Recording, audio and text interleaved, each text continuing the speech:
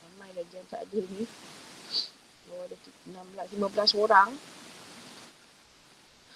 Saya dapati ada one of your member clash bertindan waktu dengan subjek lain. Baru minggu ni dia bagi tahu, minggu lepas kita jumpa sekali saja. So jadinya mungkin kita terpaksa ubah lagi lah waktu untuk ataupun dia yang kena manage untuk ubah discuss dengan lecturer dia, sebab saya tengok jadual waktu kamu pun tight tadi saya tengok sekejap tu. Tapi tak apalah, kita proceed dengan lecture dulu dan minta discuss kemudian lah untuk perubahan waktu ni. Alright, and for this week, insyaAllah we don't have any holiday. InsyaAllah kita akan jumpa untuk lecture dan juga tutorial pada hari Khamis.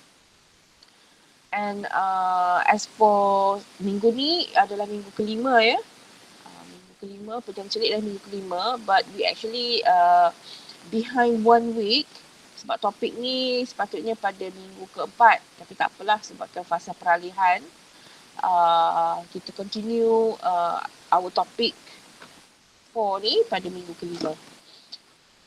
Alright, so even though kita belajar tentang ISE tapi most of the information system development dia adalah project based. So system development is a project based type, maka this topic is relevant.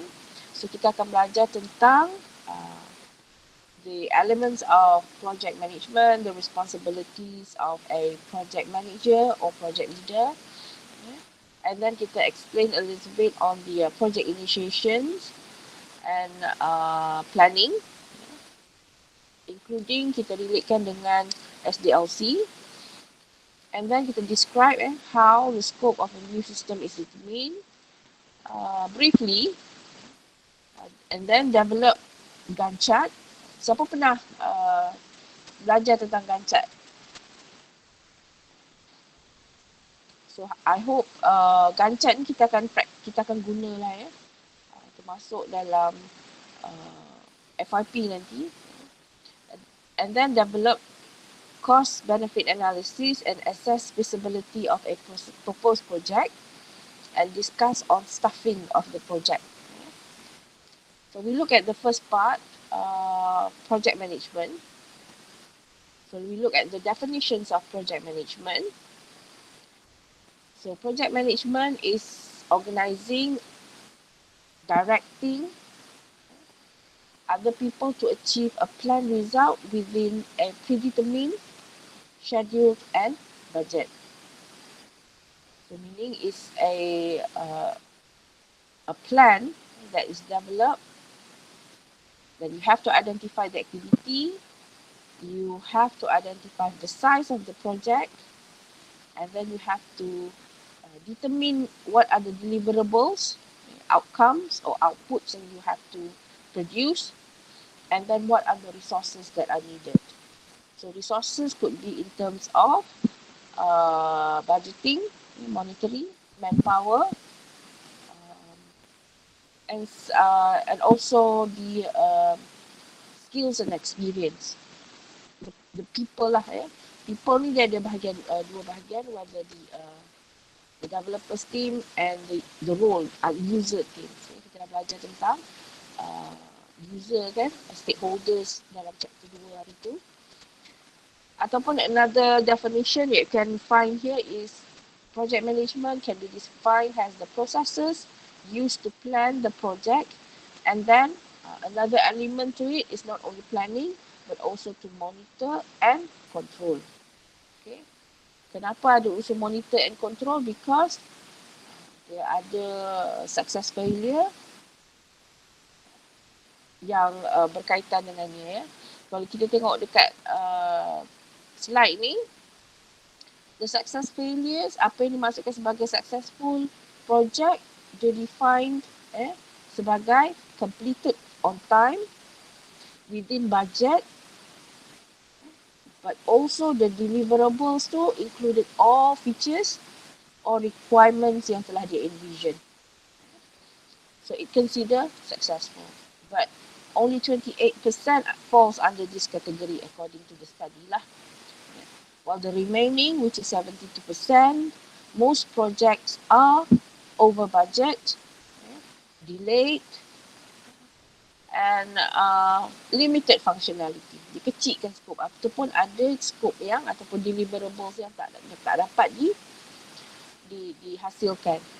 That falls ada dua kategori, sama ada challenge project completion ataupun a total project failure. So it's a total failure. So yang dikatakan fail ni, project tu cancel before completion. So this is what we want to avoid lah in any IS development project. It's a sad story lah. Even why? Because it will affect cost. Especially kalau you tukar tukar developers team. Especially kalau you outsource lah. You outsource. So it's really need to be avoided. So that's why the elements of planning, monitoring, scheduling, monitoring, control and execution is very important. Okay. So there's a lot of reason why project fails. Masuklah dari segi lack of experience, miscommunication, lack of skill, unclear objectives. When the first phase 2 requirement, the requirement is not captured carefully, and then the specification has done very briefly ataupun tak detail. So that's why it could consider the factors to failure. And then of course support from top management is another factor. Lack of top management support, if this is on the people's punya column, lack of skill, poor communication, lack of accountability. Dari segi proses pula, it poorly define the goals and objective. Poor planning, lack of control, changing requirements, keep changing requirements pun boleh contribute to the delay, and also can fall under the category of failure lah. Inadequate testing, there's a lot of factors to it. Technology, you use obsolete technology, you use unproven technology, probably advanced but unproven, or incompatible to probably on the current technology that they have. You want to apply the new technology, but then it is not compatible, and that side create problems, and you have to do the decision and problem solving on that matter, and probably cost you more, it probably delay, and it's probably contributed to the factor of failure.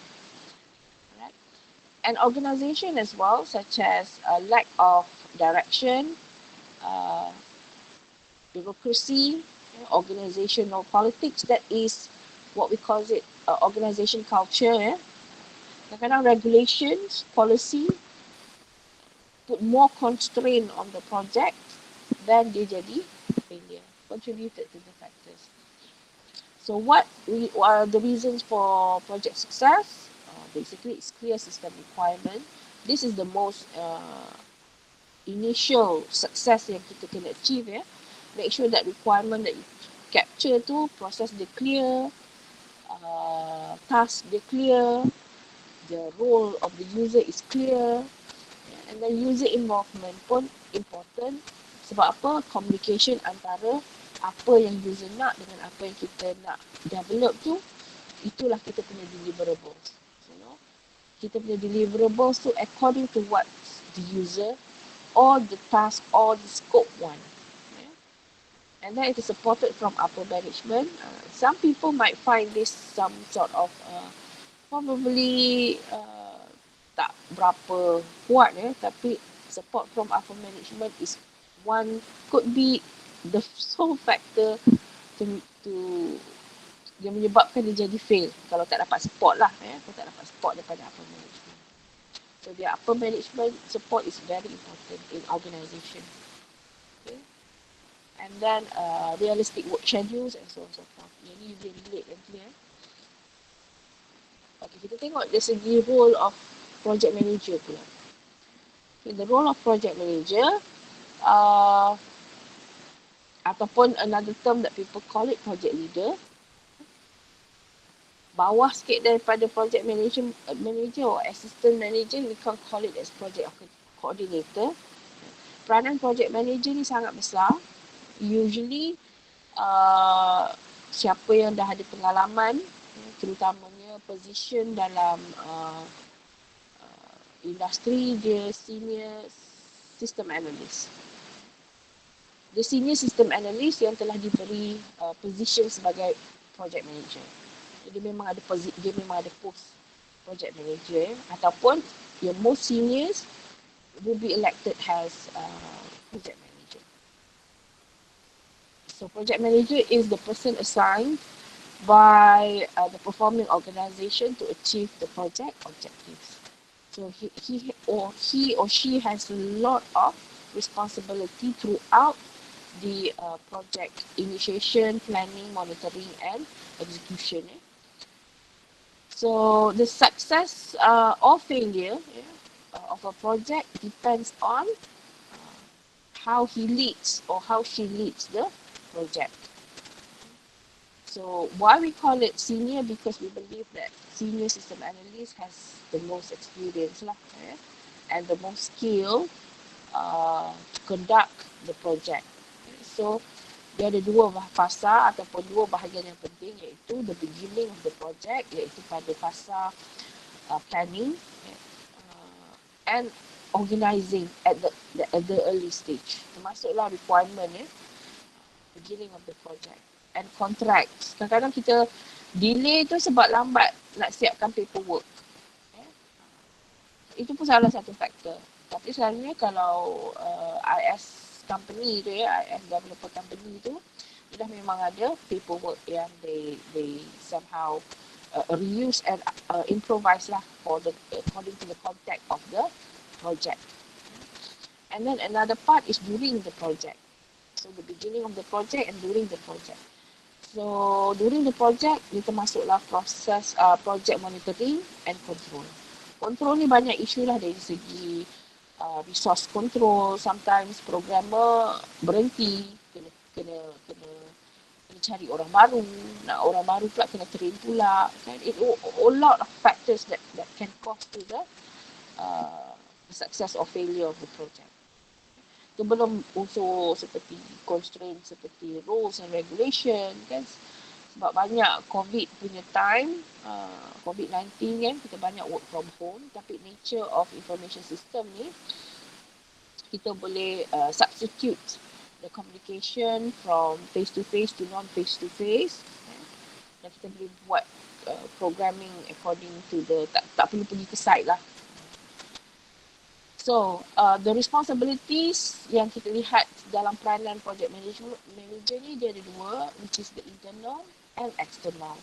Okay, the internal part, he or she must be a good manager of people and resources. The external, must have strong communications and public relations skill. He can persuade, he can negotiate. It's also part of the soft skill that the project manager must have. And of course, decision making, problem solving skill also part of it. So we look at the internal responsibility. The internal responsibility is the skill. The what we call it, within project management and project manager dengan dia punya team. Yeah? And dia punya work that related to his team. Okay? So first, dia kena identify the project activities or the task, and then dia kena somehow decomposition. Dia kena decompose according to the task, decompose dia punya component, and each of the component dia kena buat breakdown lah, break down the work, break down the activity according to the component. Itu kita panggil sebagai work breakdown structure, WBS. And then develop the project schedule with his team, his or her team, and then recruit, make sure who are the teams, according to do some background checking on the skills, yeah, and experience, and training the team members.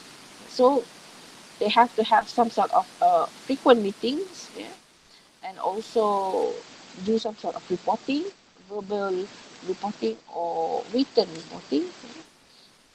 Assign a team member according to the task. So dia kena tahulah who's good at what, yeah, dalam team member dia tu. Siapa yang bagus dalam certain task, who specialize in certain task. Coordinate activities, tapi dia dibantu oleh dia punya assistant lah, and it work in a team. And then assess project risk. Of course, dia project manager ni dia kena envision lebih lah, and do some sort of projecting dari segi risk, tengok dari segi is there any constraint yang kita kena control based on regulation as well, rules and regulation, and verify the quality of the project deliverables. Check whether the outcomes yang kita hasilkan tu is according to the requirement. And then of course part of the task is reporting. Sebab project manager ni dia macam bridge, ya. His work like a bridge between the team, the project team dengan upper management, and probably the team as well as dengan client, we call it client lah. And then establish good working relationship. Kita need good PR, public relation, able to good in communication, negotiation, and persuading lah. Sebab kadang-kadang kalau work delay ni, dia klien tanya kenapa lambat kan, kenapa the outcome tu tak according to requirement. So dia kena somehow explain it. So the way dia speak and explaining, it's kena effective lah. The communication kena effective. Okay. And then dia kena tahu juga mana nak dapatkan sumber, resources needs, and how to get it. Especially kalau nak minta extra budget, dia kena tahulah macam mana keedahannya nak minta extra budget, berapa banyak dan mengapa, justification tu kena ada lah. So project manager work as a bridge for that. So kita tengok siapa yang participate in this domain, who participate in this project manager. Usually we have the client side. This is the client, you can see. And then the client side, we call it oversight committee, where the clients and key managers who review and direct the project. This is what we call it, the people who have influence, whether they the one who finance the project or they are the one who will use the project. So this is what we call oversight committee. And then we also have the user part, where the user part also communicate with the project manager and the team member as well, especially the team leader or project coordinator, you name it. Sebab kita dah ada work breakdown structure tadi kan, according to the components. So maybe each component is being elected a team member, So, and user usually the one who highly engaged or highly involved during requirement phase, and also probably during testing phase. Fasa testing dan fasa requirement. So other team that is external stakeholders, the client who have influence and importance for the project, and then the user, the direct user, we call it the direct user. Why? Because they are the one who use the system, or affected by the project directly. And then we also have another team, what we call it the internal stakeholder. This is the developer teams, usually the developer teams, where we have the team leader, the programmers, yeah, and then the analysts, okay, uh, and probably we have some subcontractors that will be part of our team. All right. So we have a few titles or roles of project manager. We look at the first title, project coordinator or team leader yang kita ada tadi tu. Or usually project coordinator dia coordinates. Dia punya roles of decision making tu and or authority is somehow limited. Focus only dia punya scope of administration. Project coordinator ni dia bahagian administrative part. Dia control siapa yang for example, when you look at the descriptions of the duties, develop the plans with the project manager, assist project manager in developing the plans. Dia yang antaranya finalize the Gantt chart ataupun buat Gantt chart at this initial stage. Project manager finalize it, agrees and finalize it, coordinates activity, keep people informed of status and progress, buat hebahan coordinators. And but however, the coordinators doesn't have authority on project deliverables. Probably another person who's going to do that. Okay. Project manager, another goals sebab depends on the complexity of the project as well. Dia ada juga yang what we call it sebagai project officer or team leader. Dia punya power of authority is moderate.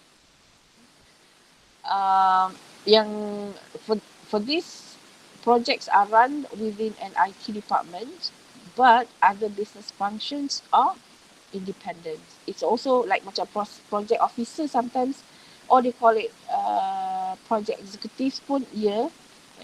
Sometimes it depends on how the title is used in an organization.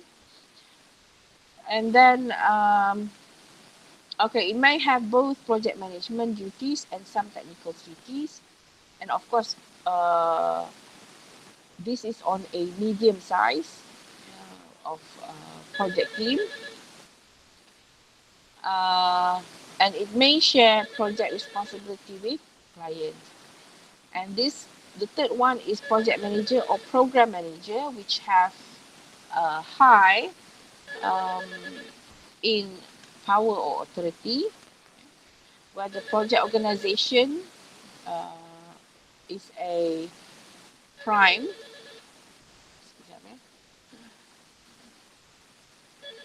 Yeah.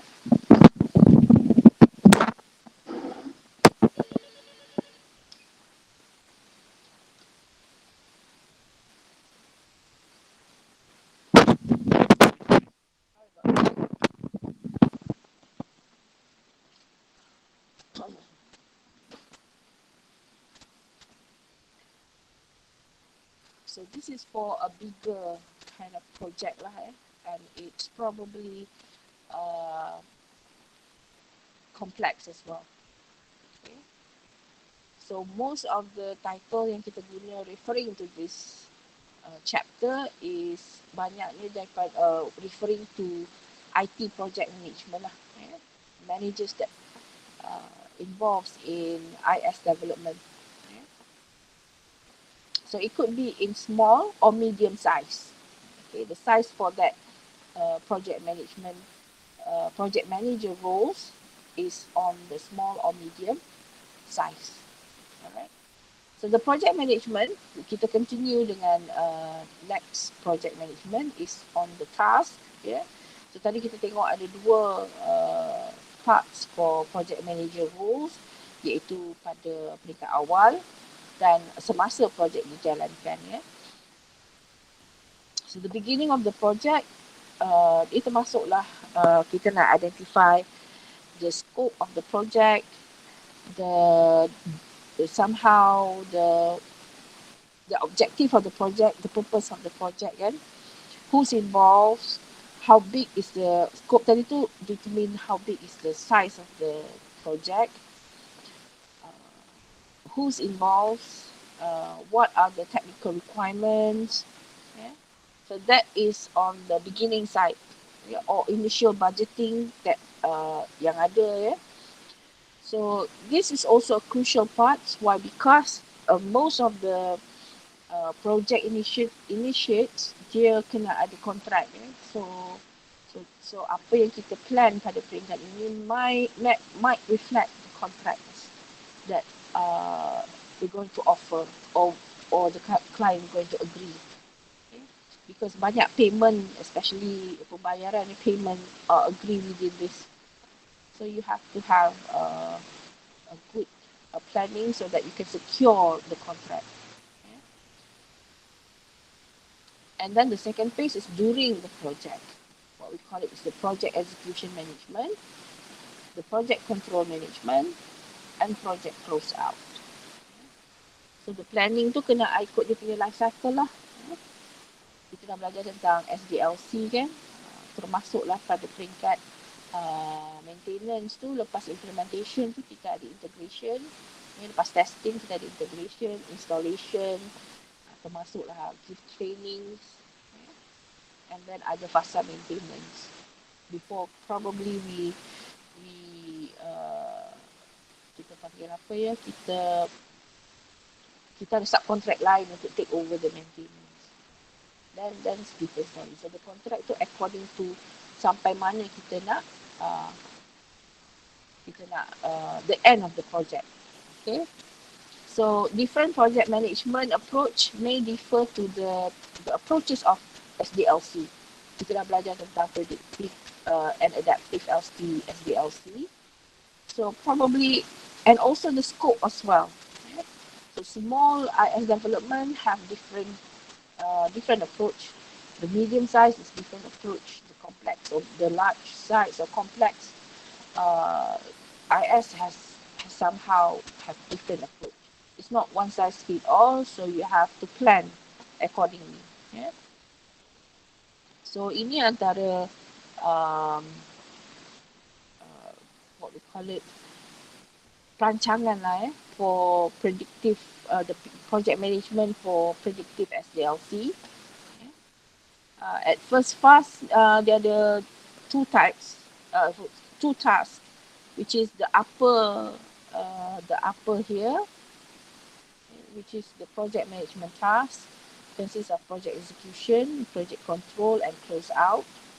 And this is where the SDLC activity, and then the timeline is according to the timeline to the more what we call it horizontal. More horizontal, where the analysis and design is throughout, and implementation is throughout the deliverable. Where the adaptive, they have more checkpoints ataupun what we call it, the diamonds here. So dalam it also dua side juga, the project management side task here, SDLC task. But inside here we have a cycle that must be fulfilled, and probably shorter sebab adaptive dia lebih flexible kan. Before they go to the next cycle, where the SDLC for each cycle pun dia ada activities dia, analysis, design and implementation. Okay. Alright. So that is on the project management that relate to the approach of SDLC. Next, kita pergi kepada project management book of knowledge that defines the areas inside the project management. Dalam project management pun is also a big field, satu bidang yang sangat besar sebab dia merangkumi semua aktiviti, not only just IS development, engineering, manufacturing and so on and so forth. So dalam book of knowledge untuk project management ni kita ada area seperti project scope management. Dalam project scope ni pun banyak isu, banyak topics.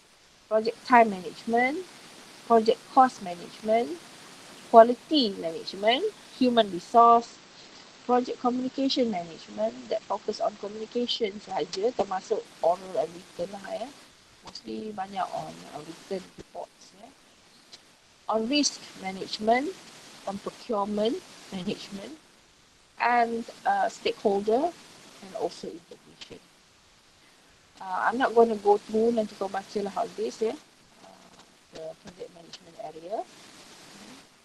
What does it mean on each of the area?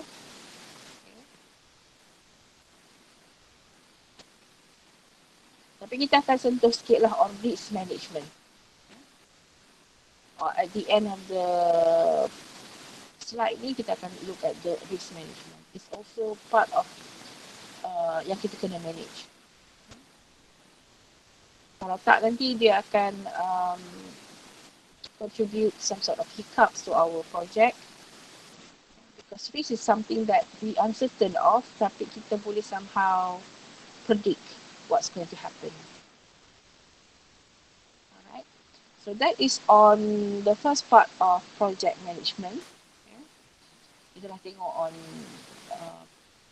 definition, the elements, the types, the roles of project manager. Sampailah tadi book of knowledge, where the area of the project management. Now kita go to the second subtopic, which is project initiation and planning. Okay. Ada soalan ke sampai setakat yang ni? Tak ada, madam. Okay, alright, thank you for being with me. Alright, so so basically kalau IS system development tu dalam organisasi kita ada manpower, manpower maksudnya kita internal IT service. Sebab kadang-kadang most of the small size medium dia tak mampu nak ada in-house punya IT development, so dia kena hire different company. Okay. So sometimes they have good relationship with other company before, so they probably can create opportunity to them lah. Ataupun kalau macam UiTM, even though kita ni ada in-house technical team, developers team, IT developers team, tapi kadang-kadang most of the time, especially sistem yang kompleks, kita outsource juga. Kita outsource, kita minta orang lain, different organisation yang IT company yang do the technical parts. Or sometimes they break down into ada part komponen yang kita tak dapat buat, kita outsource. So sometimes the IT, the organisation tu kena tengok kesesuaian dia. So that's why the scope of project sangat-sangat penting, but it will determine the budget and the other resources that come together with the project. Budgeting lah. Nak mohon dekat top management ni, budget is very sensitive. Very sensitive. Tapi tengok kepada, usually dalam organisation ni dia ada perancangan 3 tahun, perancangan 5 tahun. So dia dah identify dalam masa 5 tahun ni apa yang kita nak develop, nak ada. So dia bukanlah kita panggil tiba-tiba dia ada perancangan dia lah. Alright. So there are quite a number of factors lah that could be the driving forces to start a project.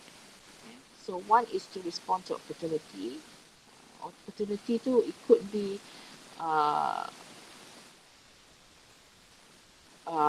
not only related to resolve the problem, or probably we want to upgrade. It's also part of the reason process. And then tadi macam saya cakap lah, it's a long term. Selalunya kita IS strategic ni, kalau IS development dia ada perancangan dia lah. So kita panggil dia sebagai strategic planning. Kamu akan belajar subjek ISP550 masa part 6.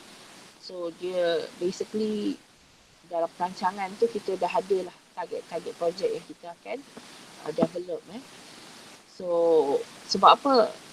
Dalam proses ini kita nak also allocate budget for that particular activity. So dia melibatkan organisation, each of organisation level lah, daripada bottom up and top down when kita rangka the strategic planning.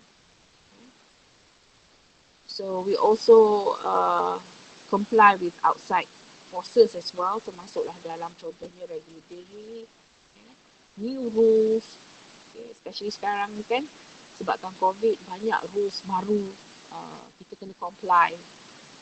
Kita punya clock in, clock out pun, sebelum clock in, clock out, kita kena buat e-saring dulu. Sebelum kita clock in, clock out. Sebab it become a compulsory to do e-saring first. That is become the a new way of doing it. Dulu kita pakai thumbprint je, tak perlu nak clock in and out online. But now, kita perlu benda tu because of keadaan semasa. So that is another factor lah yang probably we have to comply with outside situation yang out of our control. So kena ada extra budgeting as well lah. So that's why kalau orang bahagian perolehan dan bendahari lah kita panggil bahagian bendahari ni, dia pening lah. Nak kena allocation tu sangat. Nak susun semula tu is not an easy task lah. Banyak benda sebab dia kena tengok dalam bigger perspektif. Dia banyak benda yang berkait-kait tu. Dia why dia jadi sangat tight. But yeah, that's part of their punya responsibility. So dia kena comply lah. So dekat sini kita ada project planning activities.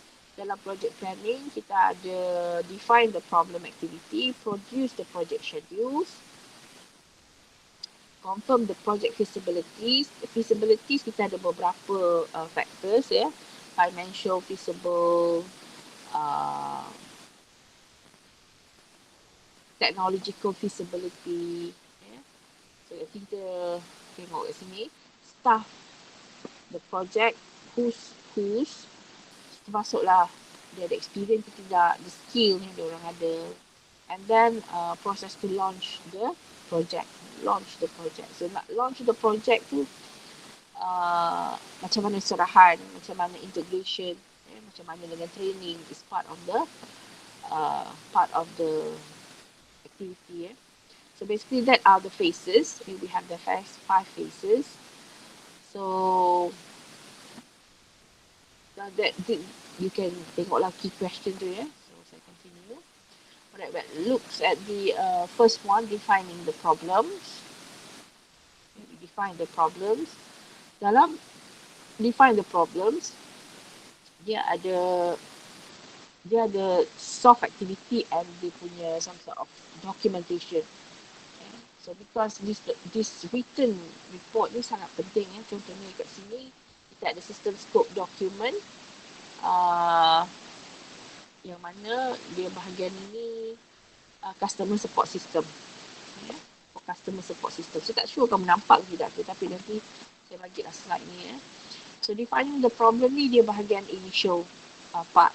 Bahagian permulaan, the beginning of part of the project management. So we look at the review business need. We look at the business needs. Okay. Uh, so we use strategic plans document. Why? Because kita akan produce contract later on. Okay. And then kita consult key users, direct users. We do some meeting. Okay. Probably several times. Uh, uh, whether it's in a small or quick meeting but frequent, okay, or long meeting. Um, it depends on how you conduct it. Okay? Or maybe you want to execute ni dalam bentuk workshop or workshop and interviews, or which means a combination of two, or probably just want to use interview types, okay, while consulting the key user. So this is important to capture the business need. And then kita develop what are the things that we can benefit from the project. Okay. And then kita tengok dari segi capabilities. After kita find kita consult key users, definitely we identify part of it. Kita nak identify what are the capabilities, because that are the deliverables yang kita akan hasilkan dan transfer later on. Okay. So that is the part where we define the scope in terms of requirement, because that's the relation dengan deliverables, and not only deliverables, sebelum tu testing as well. Okay.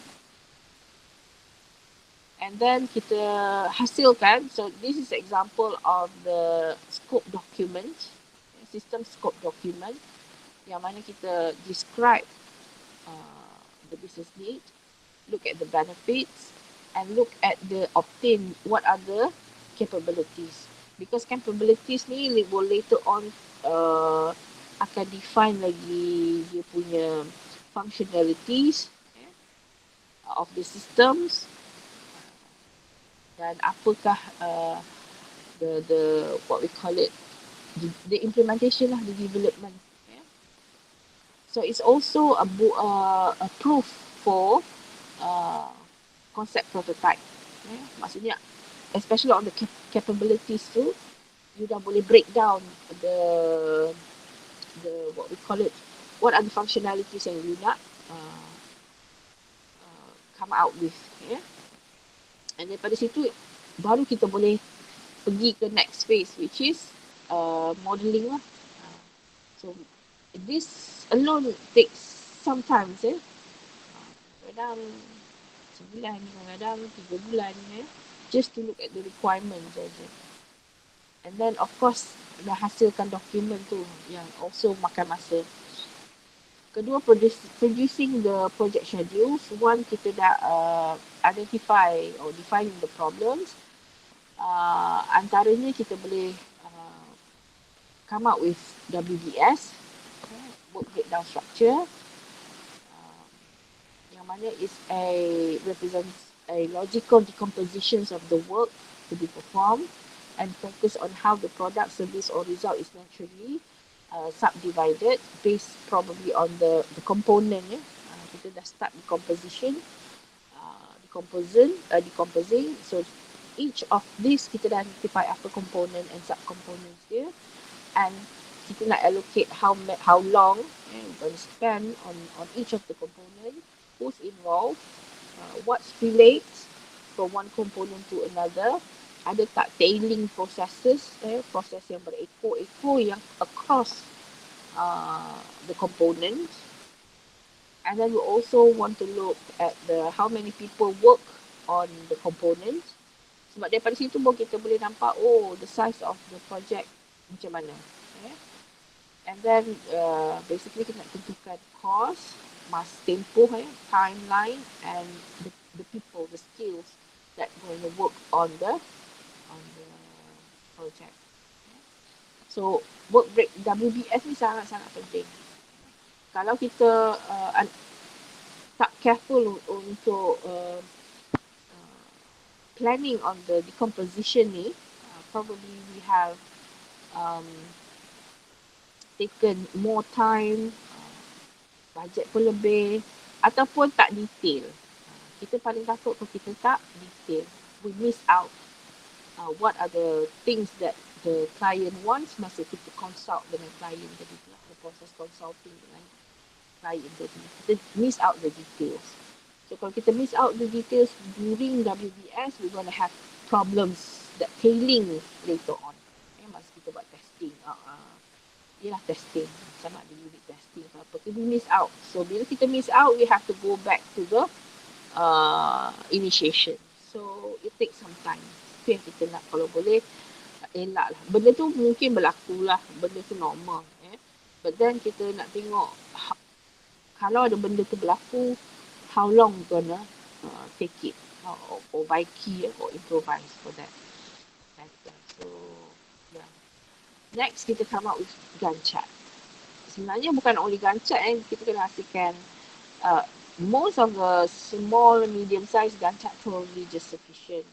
Tapi kalau dia complex, a big project, you kena pakai Gantt chart dengan PERT chart. Tapi dalam slide ni kita tak fokus dekat PERT chart, PERT chart performance evaluation review something lah, task PERT chart. Okay. Kalau PERT chart tu dia lagi detail dan dia ada relation dia. Relation dalam bentuk dia dalam bentuk notes lah.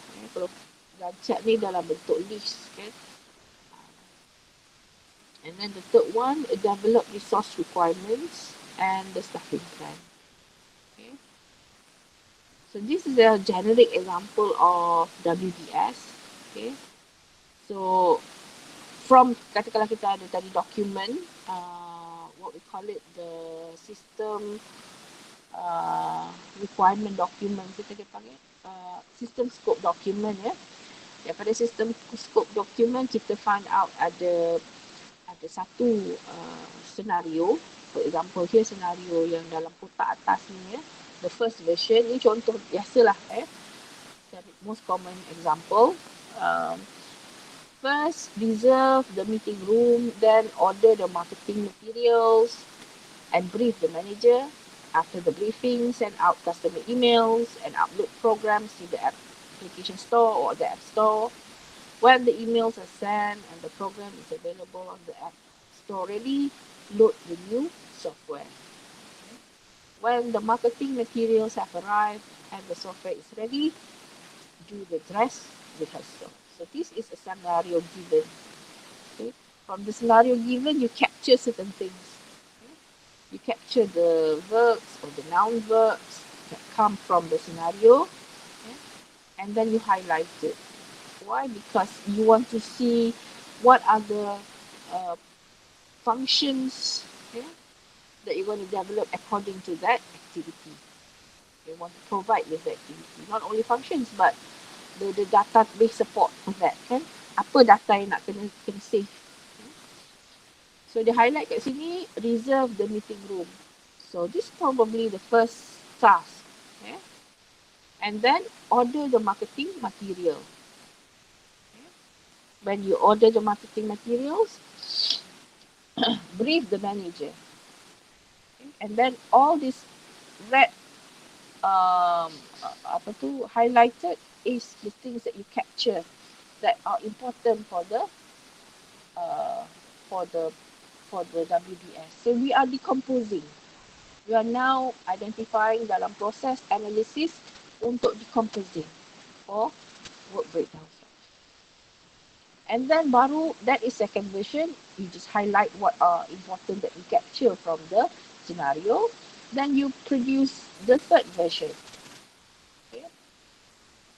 The third version you put in a line first, then after next. So you know the sequence of the activities. Okay. The sequence of the activities. Okay. So from this third version, you're going to identify what are the descriptions for the task. You identify that reserve the meeting room. So what are the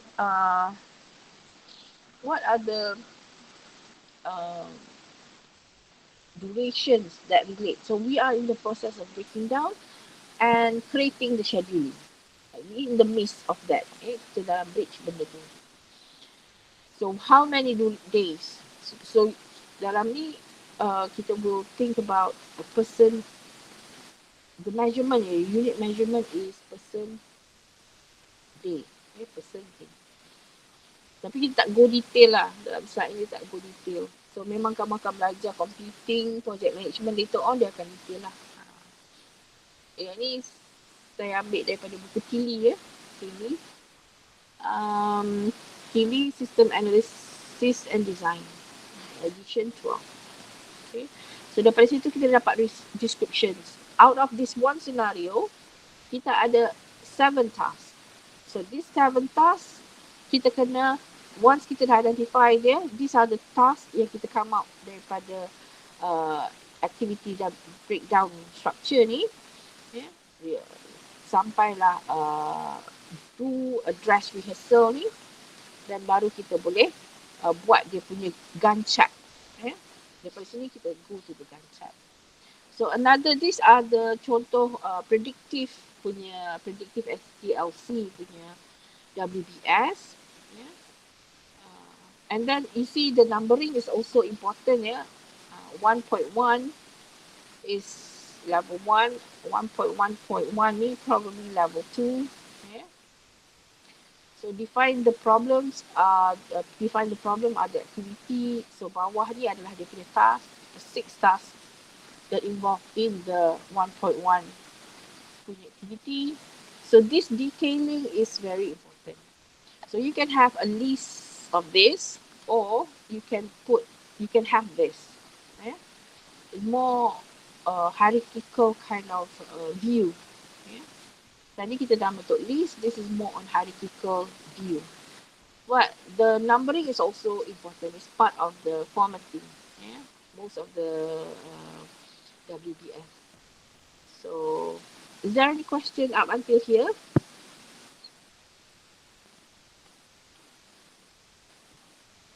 No, Vidam.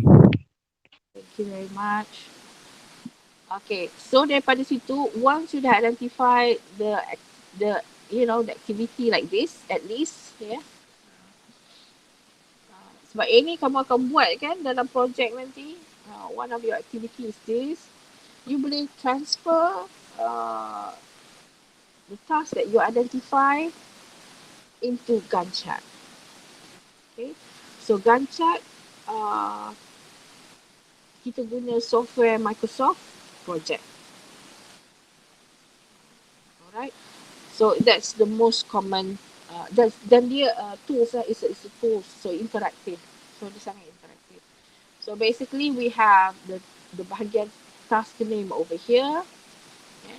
So you put all the activity that you dah identify during the WBS tu into here, and then you estimate the durations.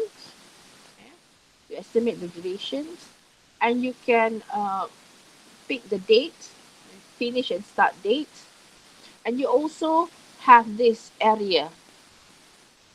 This area is the most important part. Why? Because dia ada tailing process tu. You identify, okay, mana start dulu, dalam mana start dulu, task mana yang dependence, mana yang independence. Okay. Alright.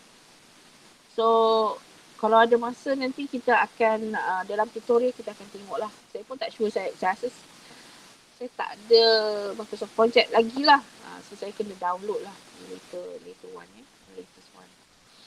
Okay, dalam Gantt chart ni kita dah masuk in bridging between WBS dan Gantt chart ni. There are certain terms that we have to understand lah. Number one is critical path.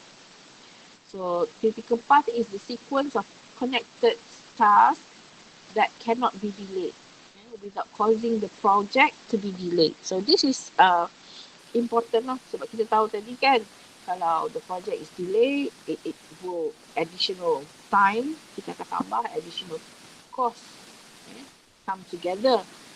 So this is much things that we want to avoid lah. And then kita ada the second term is slack time ataupun float, float time or slack time. is the amount of time a task can be delayed without delaying the project. So there are certain tasks yang kita boleh, okay, we can take sometimes to finish the task without delaying the project. The third terms is what we call it as deliverables. Deliverables are the tangible, verifiable work products. Antaranya reports, documentation of reports, presentation, prototypes, or serahan, serahan functions, for example, for testing. Testing is part of the deliverables. The fourth one is milestone. Milestone is a definite completion point that is marked by a specific deliverable or event. Okay? For example, client sign off or test results. Milestone. Alright, here is the project plan using Chap.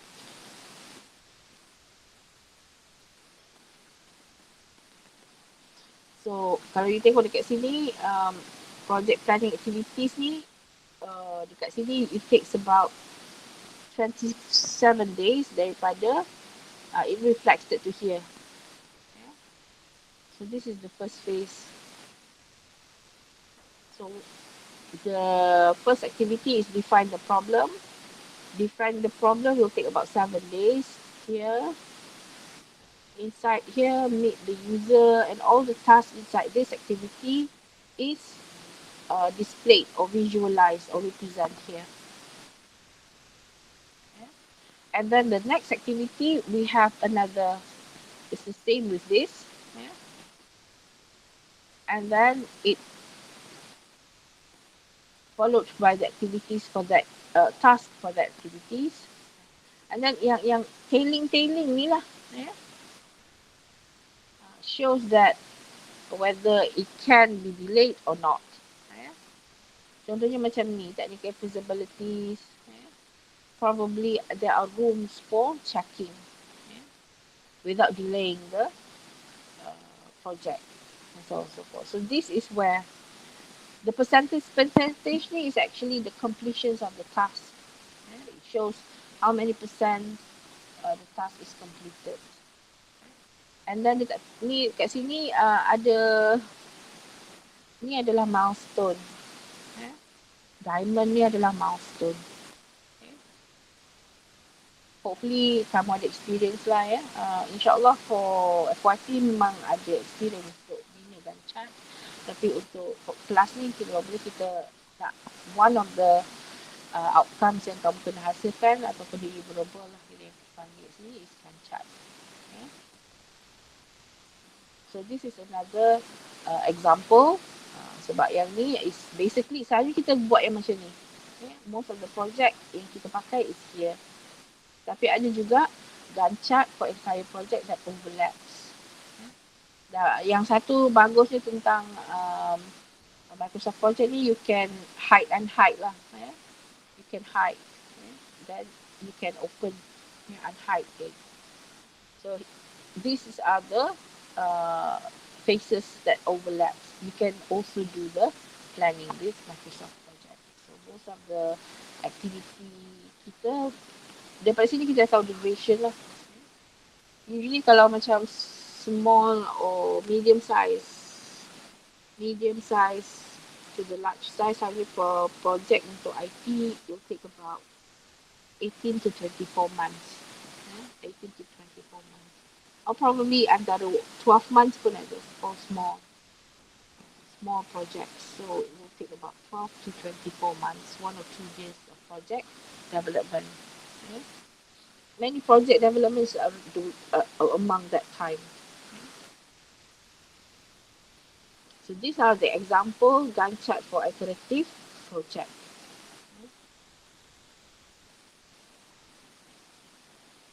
Antaranya dia ada dua aktiviti yang berjalan serentak. Project schedules Dalam project schedules ni kita ada overall project plans dengan preliminary iterations, dan dia ada overlap dekat sini.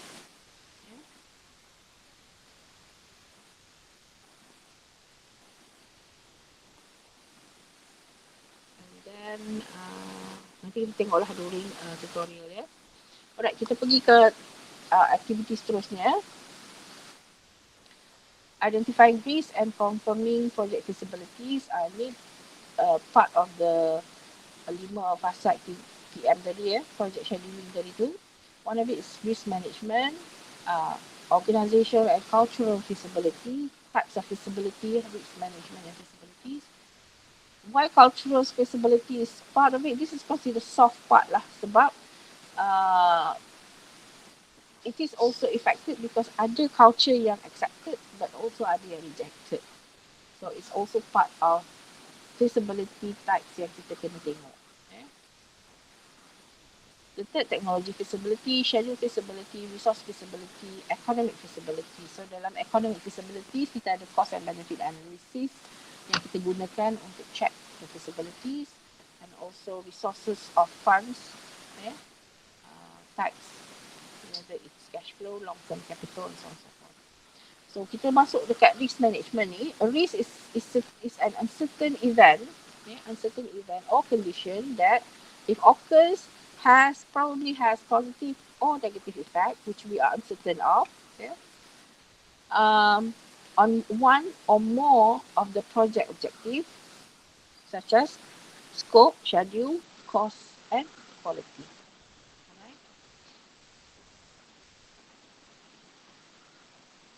Alright. Here are the risk analysis. Kalau risk, we must do or run the risk analysis. Contoh risk analysis ialah we have table here, risk description, potential impact on project, whether it's high, medium or low, likelihood of occurrence of the risk, yang kita identify ni, whether high, medium or low, difficulties of timely anticipation. Sebab apa? It will take time. Kalau high, we're going to have longer time. If it is easy, probably have short time to solve it. And then overall threats. Risk is a threat. Kalau you belajar SWOT analysis, so it's one of the factors that you have to look. Contohnya, critical team member, which is on the expert type, are not available. So potential high on project, a potential impact on project is high. Likelihood of occurrence probably medium. Difficulties of time anticipation is medium. Overall threat is high. Changing legal requirements is high on the impact. Occurrence is low. Because nak change legal requirement ni, legal is perubahan legal pada it's not frequent. Dia bukan mudah, dia tak cepat. So that's why it's low. But then if it is affected legal, then it's hard because proses legal tu yang menjadi lama. But it takes over time to solve it. So probably technically it will not affect the system, but probably it's about culture and management support. Contohnya. So organisation employees not computer savvy. Maksudnya you have to give training lah, but the risk analysis that you want to cover on this is the impact is medium. Likelihood occurrence is medium as well. But the timeline is easy. Why? Because you can provide training. So you have to have an allocation training time. But then if you don't give training, the threat is medium. So if you don't give training, probably it affects the cultural feasibilities. So these are the things. Then maybe ada lagi lah So you have to identify this. What are the potential things that might happen? Okay. So macam tadi tu, organizational and cultural feasibilities is the soft part. Probably because of not enough training. So you have to make sure that you adapt the system slowly. and the transition process to adapt uh, the employees in the organisation to adapt the new system, kena ada perancangan juga. Ya. Contohnya you kena ada awareness punya apa tu pemberitahuan kan, you kena create awareness, so you kena ada announcement dalam meeting ke, through email ke, through circulation ke, just to make sure that the people in the organisation tu, oh we will accepting a new project or new system. Sama juga macam kita ya, staff ni, kita nak bertukar daripada uh, sistem thumbprint ke online, apa tu, in and out, for in and out ya. So dia ada banyaklah isu, banyak soalan. But then again, you have to create awareness first, bagi tahu initial di mesyuarat. Setiap kali mesyuarat dia cakap, ada circulation, ada memo, ada manual. And not only that, bila dah awareness, you kena educate, you kena provide training. Okay. Provide training tu probably just about 2 hours for simple project macam clock in and clock out. Okay. Or probably 8 hours or probably 16 hours kalau sistem tu on media. Probably a week or 5 days working hours. So it depends sebab kalau tak nanti dia akan reject. Okay. Orang tak nak guna sistem tu. And then ada dia punya authority kan, bila orang tak nak guna, mulalah banyak report yang merah. So kena bila dah sistem ni not only level kita saja, so dah masuk level atas lagi high rank, bahagian human resource pun nampak kenapa cawangan Terengganu ni banyak merah dari segi clock in clock out kan. So kena soft, that's why kita kena ambil the cultural feasibility ni is part of important aspect lah. Okay. Next is technological feasibilities, whether we use the state of art technology, we do in-house or outsource. Kita belajar on computer project management ya. So what are the solutions? We want to hire part-time ke, or want to hire freelance ke, kalau kita tak cukup manpower.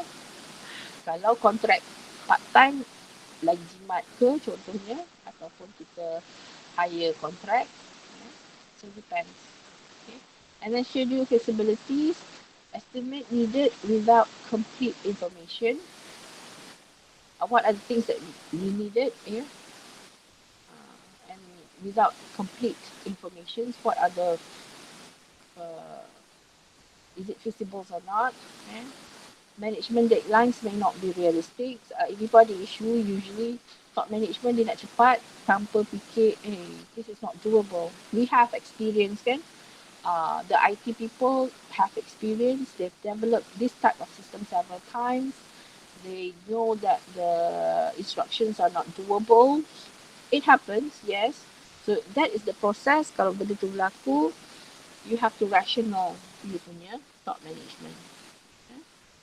You kena rational, tapi rational tu tak boleh lah dengan emotion kan. You have to present the data, the analysis, your past experience macam mana. Then, okay, the management will understand and say, okay, we can give you more time, but you need to make sure that it is a success.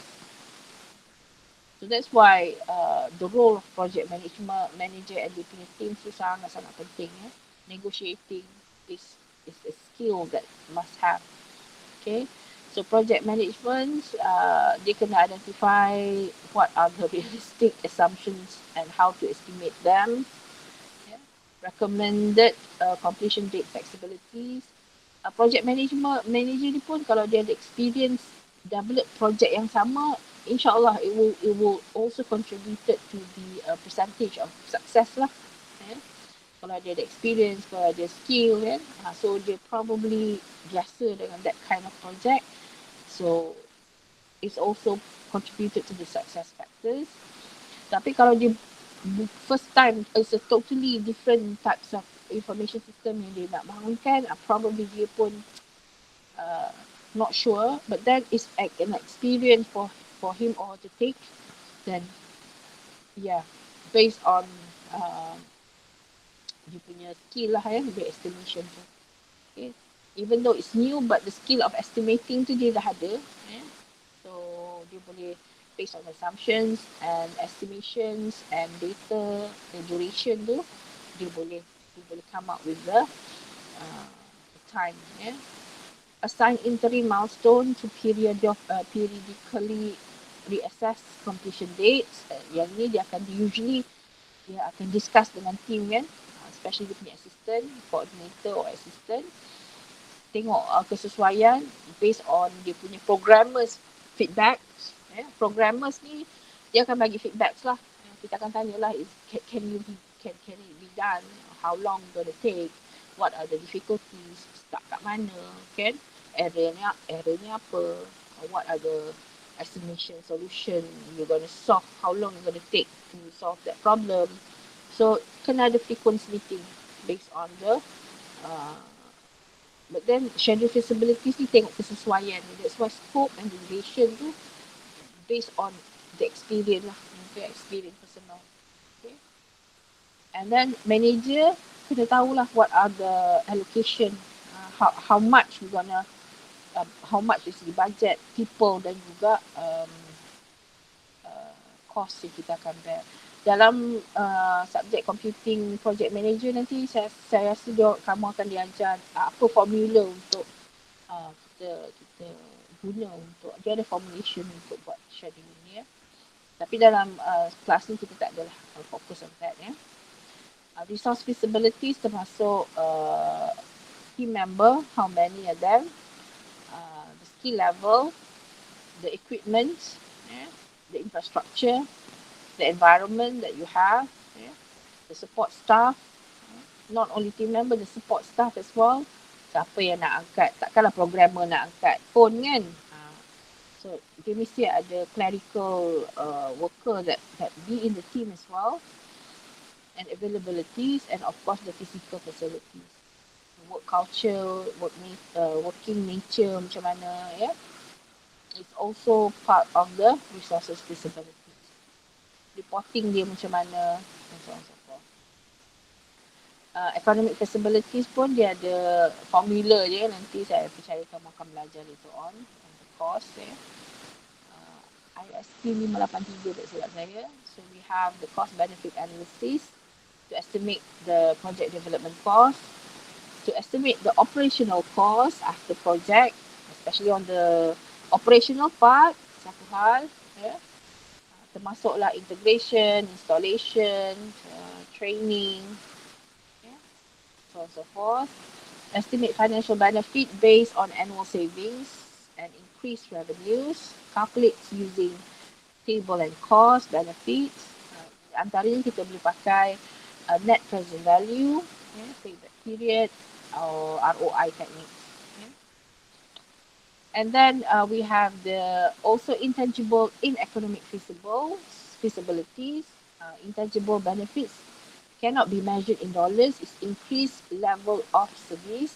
Maksudnya you dah ada pengalaman buat sistem that similar system, and you have a lot of code reuse, banyak code yang you boleh reuse, and you dah consider expert with that type of system, kan? So previous customer satisfaction on previous system pun you dah ada, is stable. You survival lama in the industry. Okay.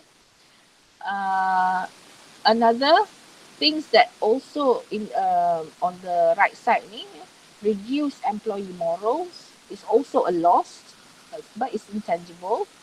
Loss of productivity, lost customer or sales.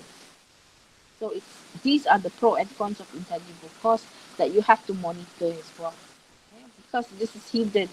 Okay.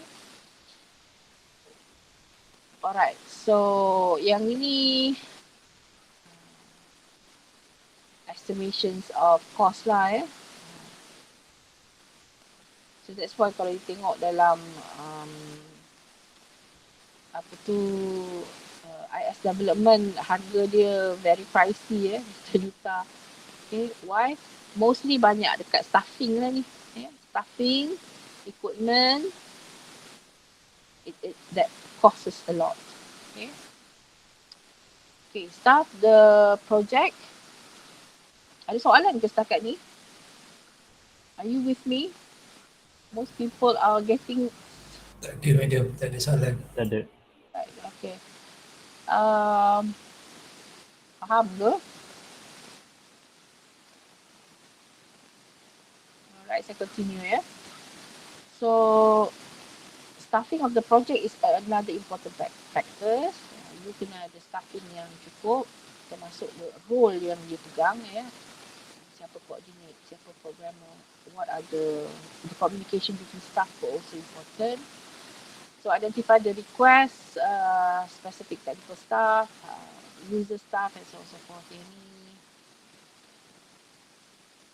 Organize the project team into work groups based on it could be based on expertise, based on work function, could be based on WBS.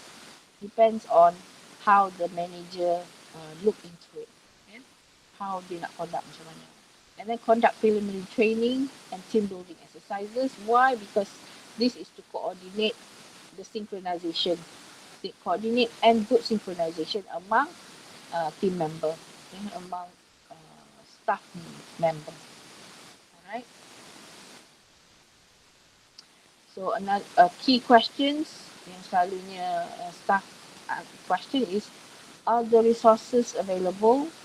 For example, do you have previous passcodes that you can reuse? Previous test case that you can reuse?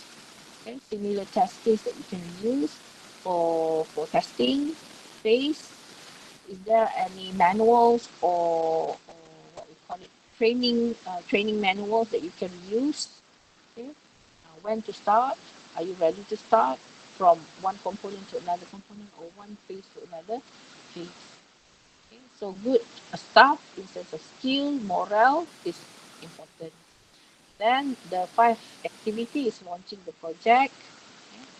When the scope defined, risk identified, project is visible, schedules is developed, yeah, and the team member is identified, so you can start launching.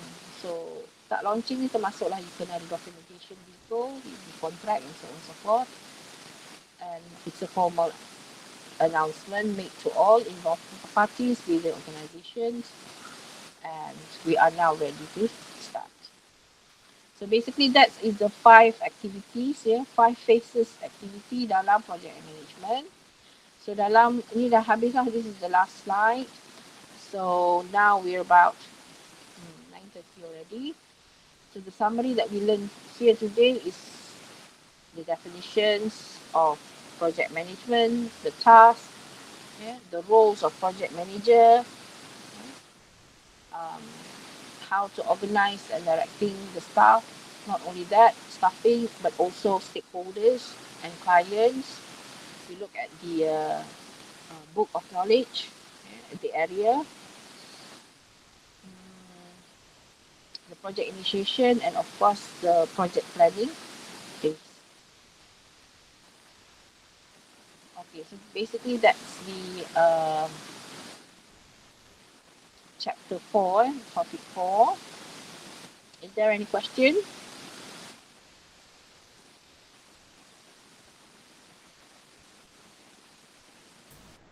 Madam, Yeah? dalam slide yang ada